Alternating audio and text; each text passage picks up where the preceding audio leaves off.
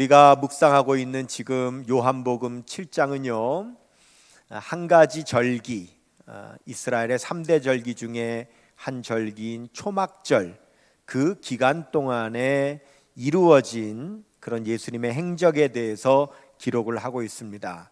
그래서 요한복음 7장 2절 말씀 보시면 초막절이 가까운지라 그랬죠. 10절에는 명절이 됐죠. 14절은 명절의 중간이 됐죠. 오늘 37절에 명절 끝날 이렇게 됐죠. 그래서 초막절 명절이 준비되는 때부터 끝나는 때까지의 그 기간에 이루어진 그 사건을 오늘 기록하고 있다, 이렇게 말씀을 드리겠습니다. 이 초막절이라고 하는 절기는 바로 이스라엘 백성들이 광야에서 40년 동안 초막 텐트 안에서 살았던 것을 기념하는 절기인데, 조상들을 기억하는 절기가 아닙니다. 사실은 하나님을 기억하는 거죠. 광야라고 하는 그러한 척박한 환경에서 텐트를 치고 사니 얼마나 살기 어렵겠습니까? 그럼에도 불구하고 그들이 살 수 있었던 것은 바로 하나님께서 반석에서 샘이 나게 하시고요, 하늘에서 만나를 내려주시고요, 구름 기둥과 불 기둥으로 인도해 주시고 보호하셨기 때문에 그 광야 40년을 텐트에서 살면서도 지낼 수 있었다라고 하는 것을 기억하는 거죠. 하나님을 기억하는 겁니다. 한번 따라해 볼까요? 자, 하나님의 공급해 주심과 인도해 주심과 보호해 주심을 기억합니다. 네, 바로 하나님을 기억하는 겁니다. 그런데 그 명절이 이제 마지막 날이 되었습니다. 오늘 본문 37절에 보면 명절 끝날 곧 큰 날에 이렇게 말씀을 하고 있어요. 이 명절 마지막 날이 왜 큰 날이냐면, 이 마지막 날에 하이라이트, 가장 성대한 행사가 열려요. 이 행사가 어떤 행사냐면, 예루살렘 성전에서부터 실로암이라고 하는 연못이 있는데, 거기까지가 꽤 깁니다. 그래서 긴 길이 있는데 그 길에 수많은 사람들이 양쪽으로 도열해서 서요. 쫙 서요. 서 있는 사람들이 시편으로 찬양을 불러요. 그러면 제사장들이 황금 항아리를 들고 그 도열되어 있는 사람들 사이를 지나서 실로암 못에 가서 물을 뜹니다. 그리고 뜬 물을 다시 성전으로 가지고 와서 성전 제단에다가 그 물을 부어요.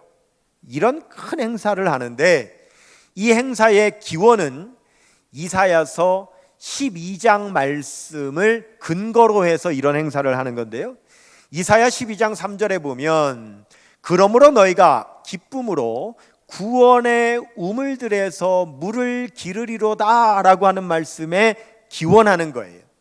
여러분, 우리나라는 광야가 없잖아요. 뜨겁고 넓은 광야가 없기 때문에 우리는 전혀 볼 수 없지만, 이스라엘은 너무너무 넓고 뜨거운 광야가 있는데 충분한 물과 충분한 양식을 준비하지 못하면 광야길을 걸어가다가 중간에 물이 떨어져서 그만 죽을 수가 있습니다.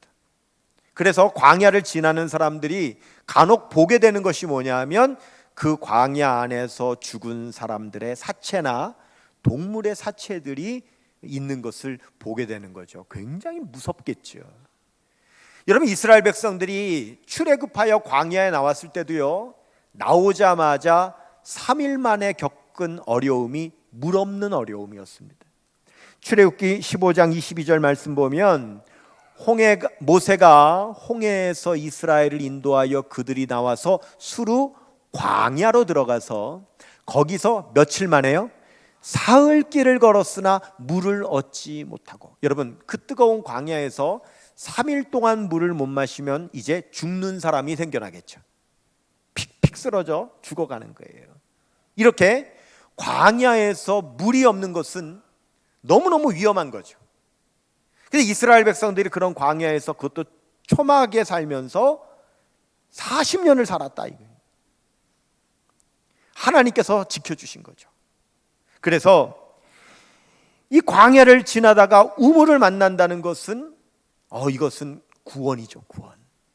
그 안에 우물물을 마신다는 것은 생명을 얻는 거죠.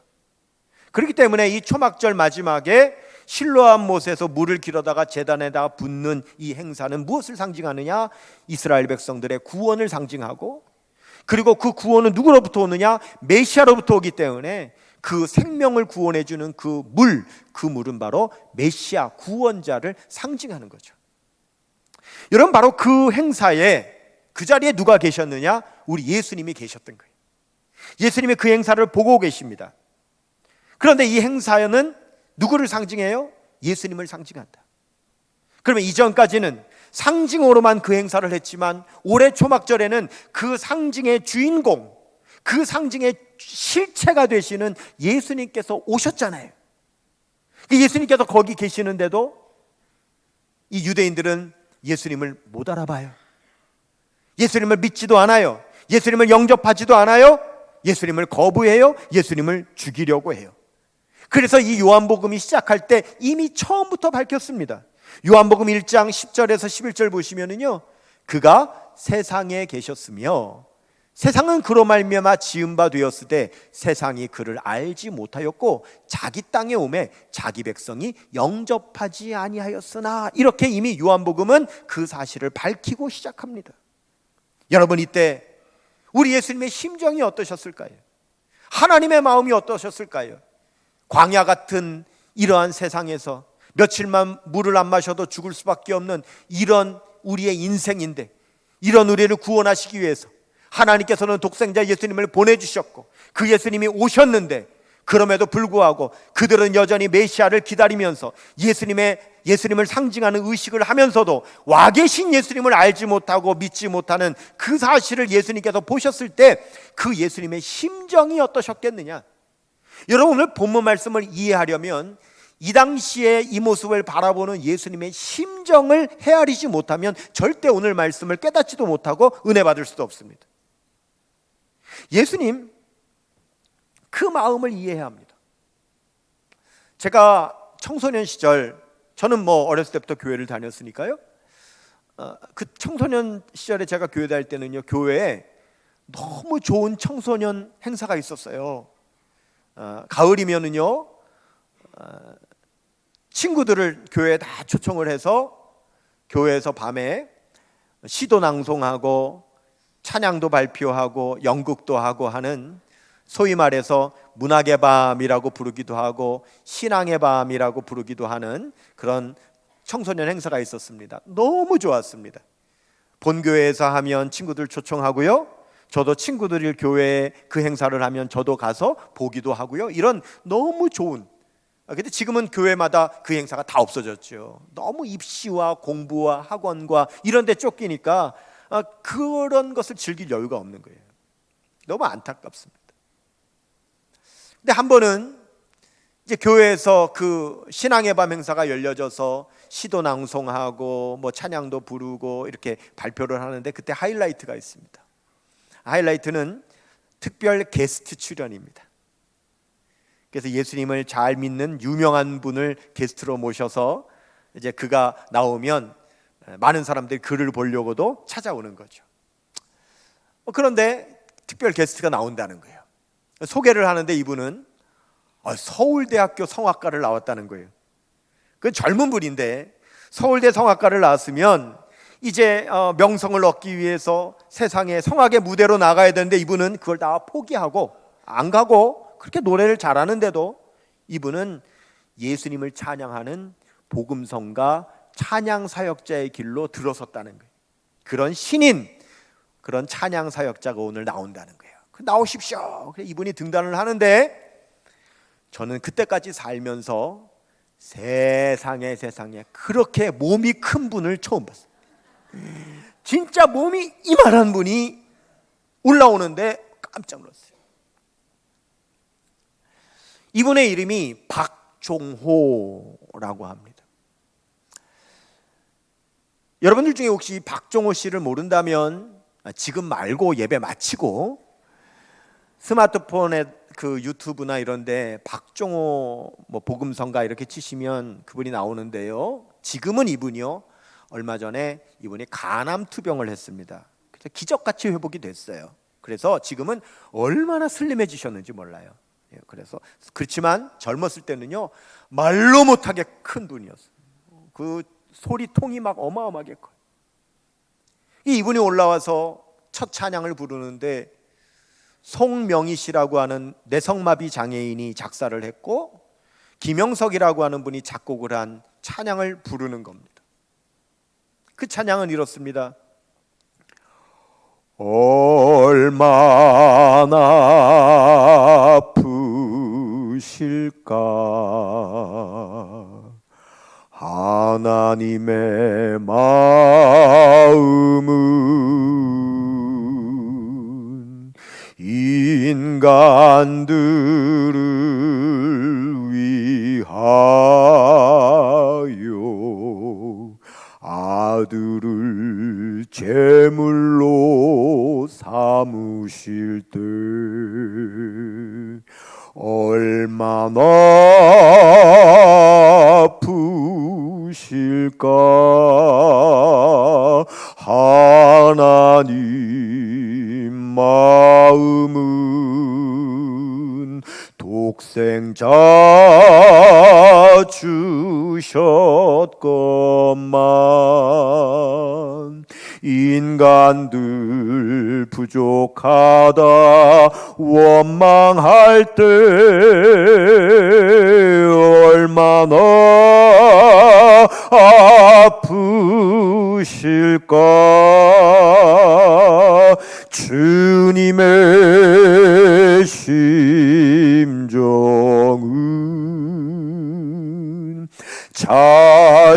자신을 주셨건만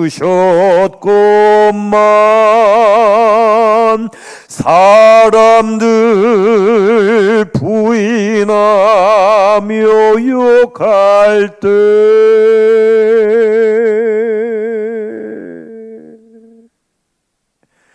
하면서 이분이 찬양을 부르는데 실제로 저보다 100만 배 잘합니다. 그 아름다운 목소리로 정말 간절하게 주님의 심정을 찬양하는데 다 울었어. 여러분, 우리가 예수님께서 이 세상에 오셨음에도 그 예수님을 알지도 못하고 믿지도 못하고 예수님을 상징하는 의식을 하면서도 상징만을 붙잡고 실체가 오셨는데 그 예수님을 믿지 않는 그 자리에 계신 예수님의 심정을 여러분들이 오늘 조금이라도 헤아리지 못한다면 오늘 절대 말씀을 이해할 수도 없고 오늘 말씀에 은혜 받을 수도 없습니다. 예수님이 얼마나 마음이 아프셨는지, 원래 예수님은요 이 요한복음 7장 시작할 때 초막절이 가까울 때 예수님은 예루살렘 안 올라가려고 하셨잖아요. 왜? 사람들이 이미 예수님 죽이려고 하니까 아직 예수님의 때가 되지 않았기 때문에 안 올라가려 하셨다. 그리고 나중에 올라가셨지만 드러내서 다니지 않으셨다 그랬습니다. 그런데 오늘 그 수많은 군중들이 모여있는 거기에 오늘 37절 말씀 보면 예수님께서 일어서셔서 외쳐 이르시되, 예수님이 드러내시는 거예요. 죽기를 각오하시는 거죠. 그리고 예수님께서 그 많은 사람들 향하여 소리 지르시는 거예요. 누구든지 목마르거든 내게로 와서 마셔라. 나를 믿는 자는 성경의 이름같이 그 배에서 생수의 강이 흘러나리라. 너무 안타까우시니까, 예수님의 마음이 너무 아프시니까 외치신 거예요. 첫째로 예수님은 누구든지 목마르거든 이렇게 말씀하셨어요. 따라하겠습니다. 누구든지 목마르거든. 누구든지 그랬습니다. 이 누구든지는 헬라어로 티스, 불특정 개인 각각이라는 뜻이에요. 누구든지 목마르거든, 이 말은 이 세상에 목마르지 않은 사람은 없다 이거죠. 사람, 동물, 식물, 이 세상에 생명을 갖고 있는 모든 존재는 다 물이 필요합니다. 그리고 그 물이 부족하면 목마른 거죠. 목마르지 않은 그 어떤 생명체도 없습니다. 목마르지 않는 사람은 세상에 아무도 없습니다. 그런데 여기 누구든지라고 하는 말에 더 중요한 의미는 누구나 목마른데 옆 사람이 금을 마신다고 내가 절대 해갈되지 않는다는 뜻입니다. 내가 마셔야 됩니다. 누구나 목마른데 반드시 내가 마셔야 해갈이 되지, 누가 다른 사람이 자기 물 마신다고 그 옆에 있는 내가 요만큼도 해갈되지 않는다. 죄송하지만 오늘 물은 강단에 있어요. 저는 마실 수가 있죠.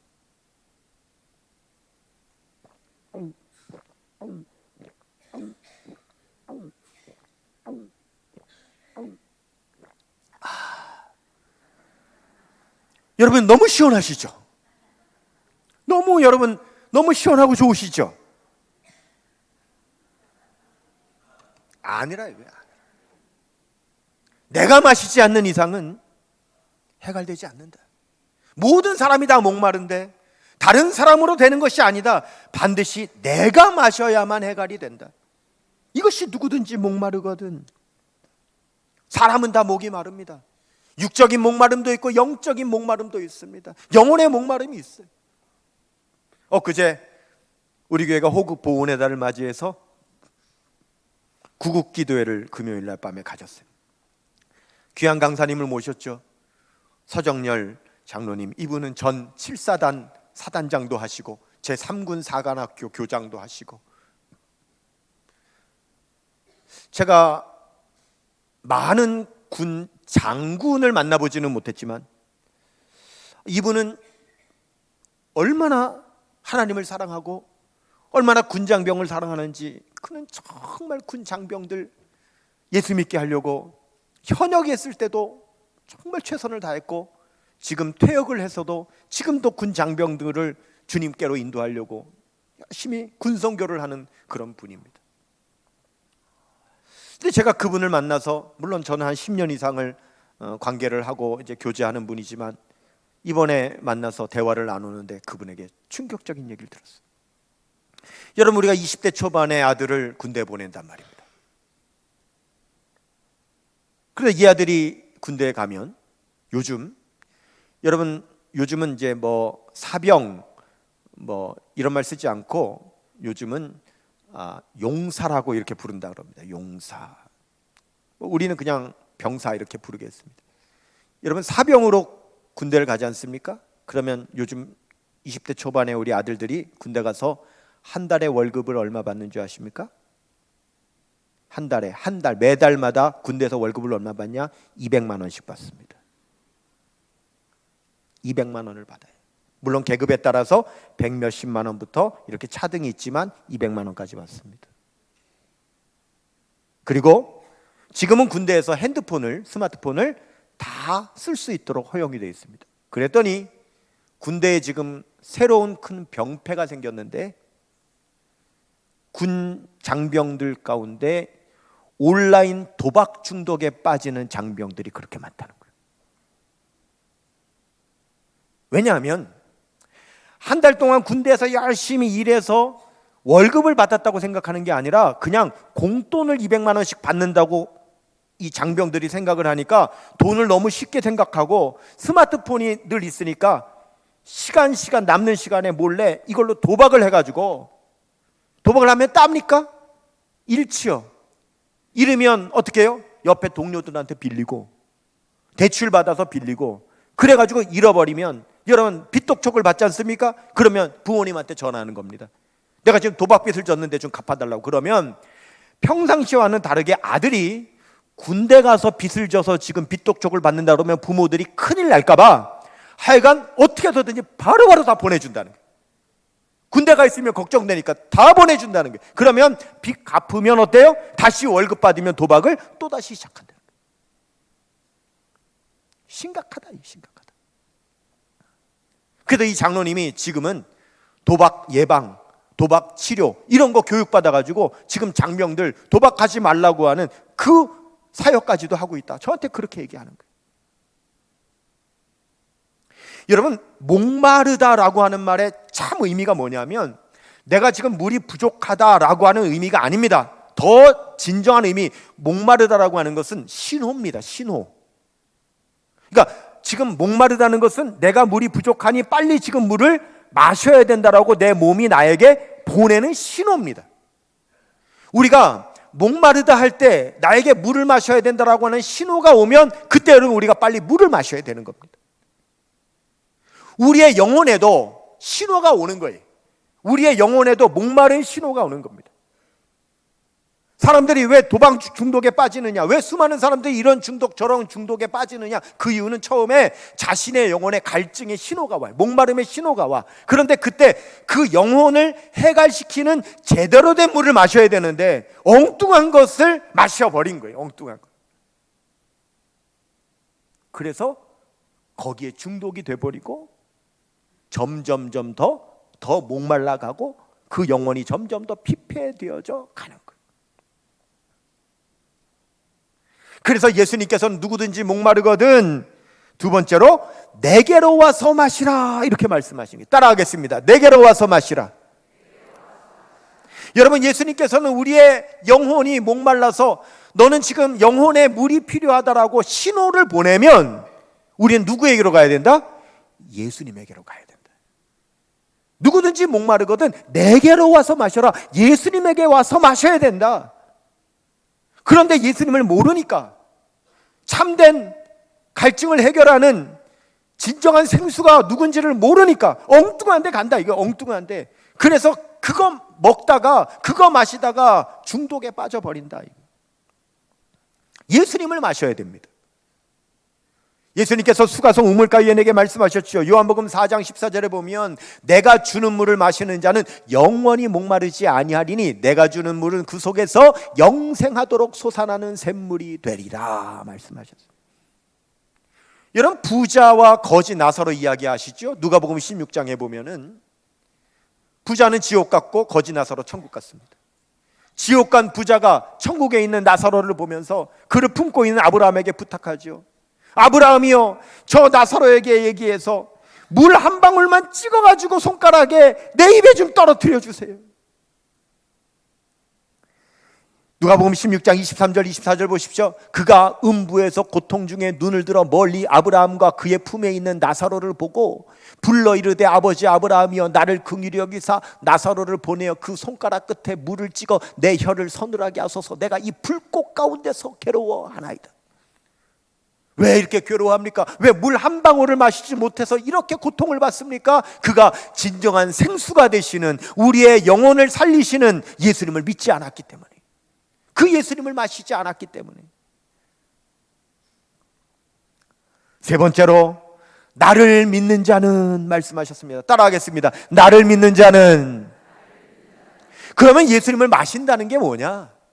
예수님을 마신다는 것은 예수님을 믿는 것이요, 예수님을 믿는다는 것은 예수님을 내 마음에 내 영혼에 영접해 드리는 거죠.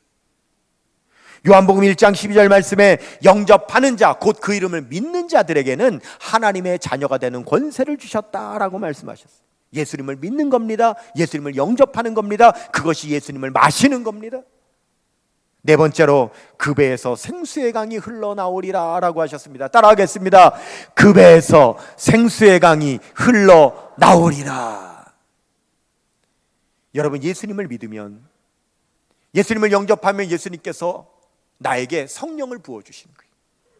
예수님께서 성령을 부어주시면 그제서야 여러분 우리에게서요 그 생수의 강이 흘러넘친다는 거죠. 왜? 이 생수의 강은 성령을 가리키기 때문에. 요한복음 7장 39절에 이는 생수의 강은 그를 믿는 자들이 받을 성령을 가리켜 말씀하신 것이라.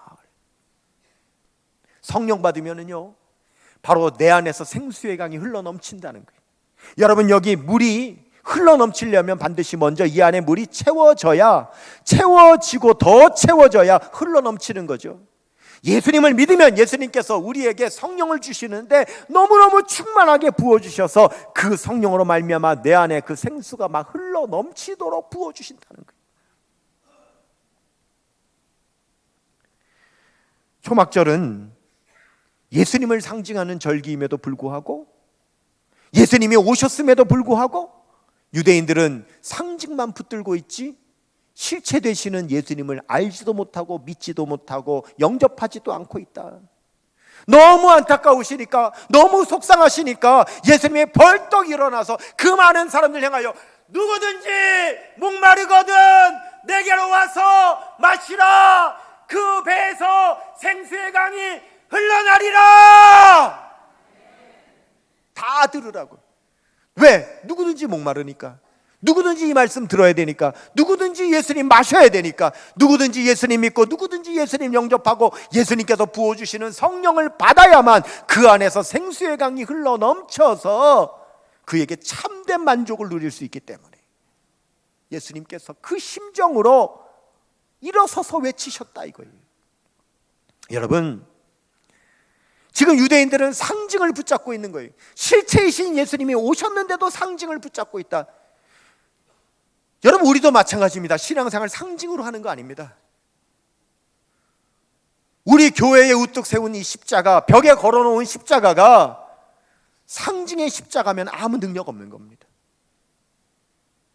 진정한 십자가 그 복음의 능력이 우리에게 있어야 될 줄로 믿습니다. 여러분, 성경도요, 내가 예수 믿는다고 상징으로 들고 다니는 신앙은 아무 능력이 없습니다. 어떤 사람에게는 이 성경이 상징이죠. 예수 믿는다라고 하는, 그래서 다른 책과 구별된 성경 내가 갖고 다닌다는 상징. 여러분, 성경을요, 이 말씀을 읽고 듣고 배우고 말씀대로 실천하는 것이 아니라 그냥 이 성경 책이라고 하는 상징으로 그냥 들고 다니면 어떻게 되느냐. 아무 의미 없습니다. 이런 신앙을 후탁신앙이라고 합니다. 따라하겠습니다. 후탁신앙. 후탁신앙이 뭐냐? 주일날 교회 갔다 와서 성경책 딱 집에다가 얹어놓고는 일주일 동안 한 번도 안 건드려가지고 먼지가 위에 수북이 쌓여서 다음 주일날 가지고 가려고 할 때 후탁. 그리고 예배 드리고 와서 또 가만히 두고 일주일 동안 지나면 또 먼지가 수북이 쌓이니까 다음 주일날 갈 때 또 후탁. 이 후탁신앙, 성경을 상징으로 가지고 다니는 신앙, 아무 능력이 없습니다. 예배를 상징으로 드리는 예배, 아무 능력이 없습니다. 오직 예수 그리스도를 믿고 예수 그리스도를 마음의 구주로 영접을 하고 예수님께서 부어주시는 성령을 받고 내 안에서 그 기쁨과 그 감사와 만족이 막 흘러날 때, 은혜가 넘쳐날 때, 그때 역사와 능력이 있는 겁니다. 저는 상담 심리학을 대학원 석사과정으로 공부했습니다.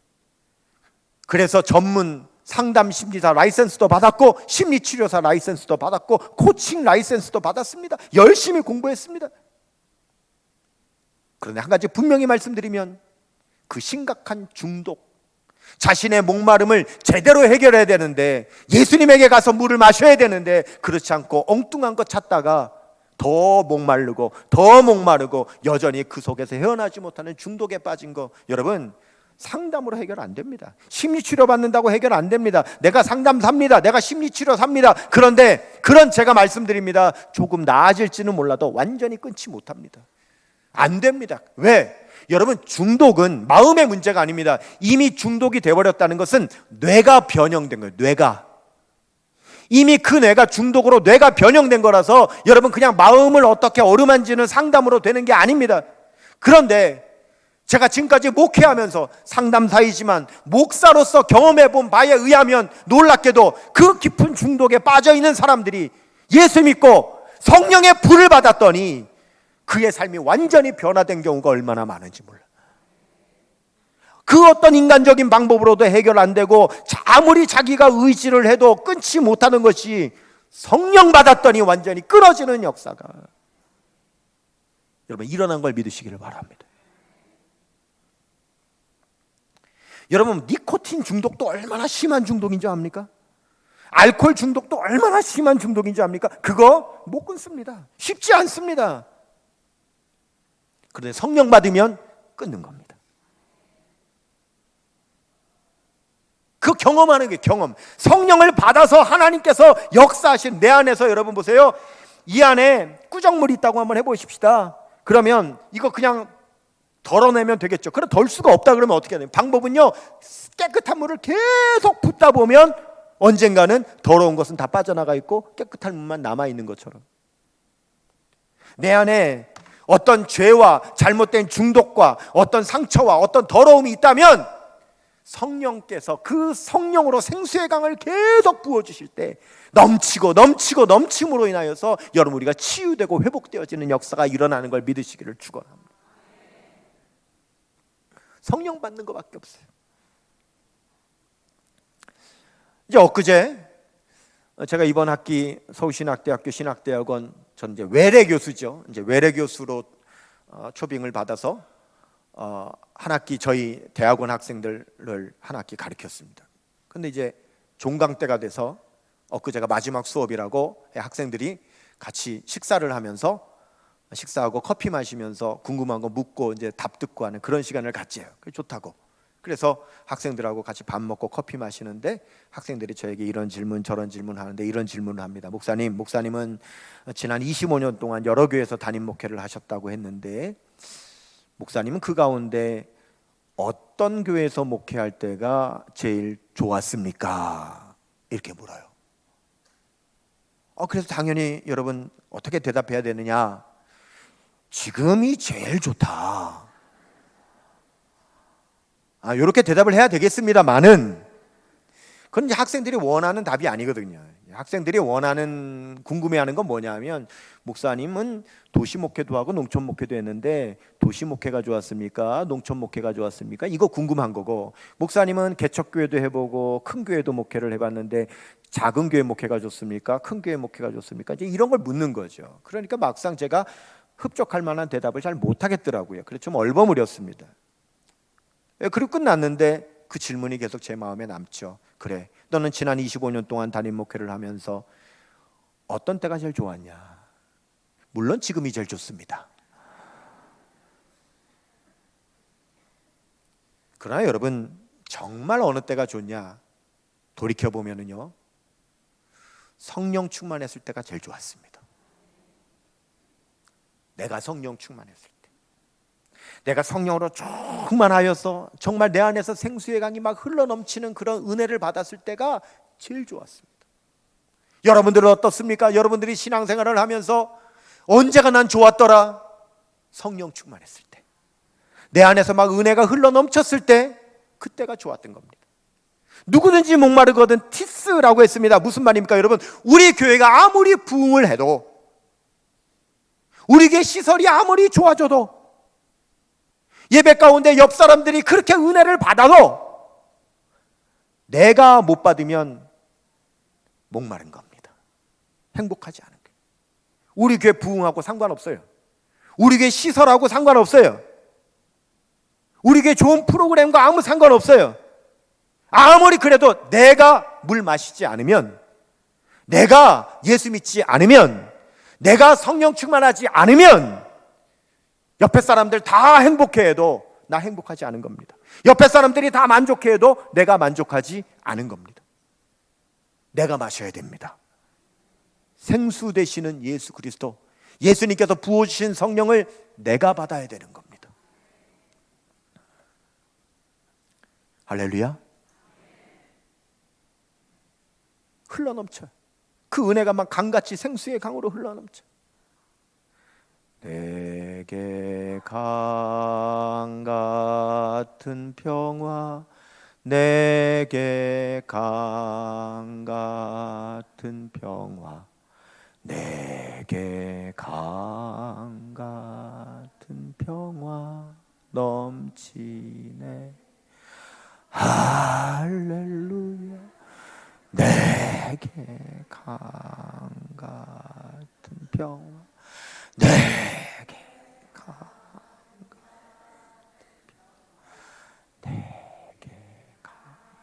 같은 평화가 넘치.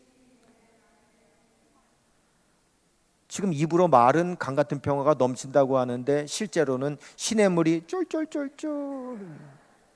그 여러분 잘못이 아니죠. 왜요? 제가 지금 여러분을 그렇게 유도했어요. 네, 제가 유도한 겁니다. 여러분, 우리 성결교회는요, 그 태생, 그 DNA 자체가 사실은 성령에 불받아서 그 열정으로 예배드리고 전도하는 그런 교회예요. 태생 자체가 그래요. 참 부끄러운 얘기입니다마는 나이 많으신 목사님들이요, 저에게 그래요. 권 목사를 보면 우리 성결교단의 전설적인 부흥사 이성목 목사님의 그 영성이 자네에게 있는 것 같아서 너무 감사하다 그래요. 왜냐하면 저는 완전히 어렸을 때부터 성결교회만 다녔어요.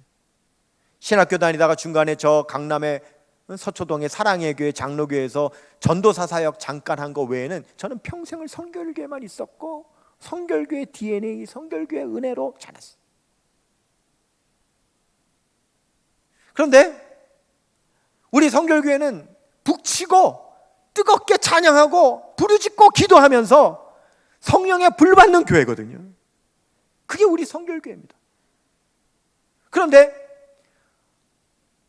장로교회가 훌륭한 교회입니다만은 장로교회는 막 성결교회에 비해서 막 부흥해 가는데 장로교회는 점잖거든요. 딱 점잖으니까 점점 우리 성결교회도 야, 이 절해야지 사람이 오겠다, 우리처럼 이래가지고는 안 되겠다 싶어서 성결교회도 점점 점잖아지는 겁니다. 근데 여러분, 저는 받은 은혜가 있단 말이에요. 우리 성결교회 목사님들은 태생부터 내게 강같은 평화를 이런 식으로 부르지 않았어요. 뜨겁게 박수치면서 막, 여러분 다윗 왕을 보십시오. 다윗 왕이 법궤가 들어오니까 너무 기뻐서, 너무 은혜 받고 너무 성령 충만하니까 막 하체가 드러나도록 춤을 추면서 막 찬양을 하니까 그걸 바라보던 그 왕비 미갈이, 왕이 체면도 없이 말이야, 저 왕이 말이야, 저 부끄럽게 말이야, 점잖지 못하게 말이야, 저 뭐하는 짓이냐고 막 흉을 봤다. 근데 여러분, 점잖아야 된다고 한 미갈이 은혜 받은 것이 아니라 여호와 하나님 앞에 너무 기뻐서 들고 뛰며 찬양한 다윗이 은혜 받은 걸 믿으시기를 바랍니다. 내가 지금 목마른데, 지금 광야에서 죽게 생겼는데 저 앞에 우물을 발견했다 이거예요. 기쁨으로 그 우물에 달려가서 그 우물들에서 구원의 우물물을 길러 먹으리라고 이사야 12장 3절에 그 말씀 때문에 실로암 못에 가서 물을 기르는데, 여러분 내가 지금 목말라 죽게 생겼고 저 앞에 물이 있는데 언제 점잖하게 마실까? 살아야 되겠다고 그 물을 벌컥벌컥 마시는 거지. 여러분, 그 앞에서 우리가 점잖은 게 문제입니까? 그 앞에서 체면이 문제입니까? 은혜 받아야 되는데, 살아야 되는데, 문제 해결해야 되는데, 흉악의 결박이 끊어져야 되는데, 중독이 끊어져야 되는데, 질병이 치유돼야 되는데, 성령 받아야 되겠는데. 여러분 따라하십시다. 거룩과 지루함은 동의어가 아니다. 여러분 꼭 점잖아야, 예배가 지루해야 그게 거룩한 거고, 그게 체면 차리는 거고, 그게 점잖은 게 아니에요. 옛날 우리 목사님들이, 여러분 보세요, 지금 목사보다 옛날의 목사님들은 유교 더 사회였고요, 학력이 더 낮았던 시대에 목사님들 대학원 나온 목사님들이 그 동네에 그분들이 지식인이었고 그분들이 어른이었습니다. 그분들이 점잖은 걸 몰랐겠습니까? 그 시대에. 그런데도 성령 받았기 때문에, 은혜 받았기 때문에, 성도들도 은혜를 받아야 되기 때문에, 나에게서 넘치는 그 은혜의 강수가 흘러가야 되기 때문에 내게 강같은 평화 그렇게 찬양하지 않았다. 반주 한번 해볼까요? 내게 강같은 평화. 신나게 좀 더 빠르게. 내게 강같은 평화, 내게 강같은 평화, 내게 강같은 평화가 넘치네. 할렐루야. 내게 강같은 평화, 내게 강같은 평화, 내게 강 같은 평화가 넘치네. 내게 샘솟는 기쁨, 내게 샘솟는 기쁨, 내게 샘솟는 기쁨, 내게 샘솟는 기쁨이 넘치네. 할렐루야. 내게 샘솟는 기쁨, 내게 샘솟는 기쁨, 내게 샘솟는 기쁨이 넘치. 내게 바다 같은 사랑, 내게 바다 같은 사랑, 내게 바다 같은 사랑, 내게 바다 같은 사랑이 넘치네. 할렐루야. 내게 바다 같은 사랑, 내게 바다 같은 사랑, 내게 바다 같은 사랑 넘치네. 아멘.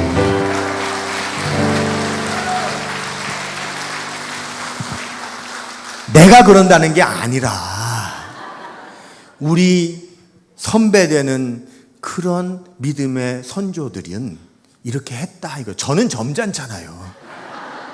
저는 점잖지. 저는 점잖지. 여러분, 다윗이 왕인데 안 점잖았겠습니까? 다윗 점잖습니다. 하지만 성령 받을 때는 아니라 이거예요. 하나님 앞에 기도할 때는 아니라 이거예요. 목이 마른데 물을 안 마시면 죽는데 우물을 발견했는데 물 마실 때는 그런 거 없다 이게. 성령 받을 때는 충분히 마셔서 흘러 넘쳐야 된다. 할렐루야.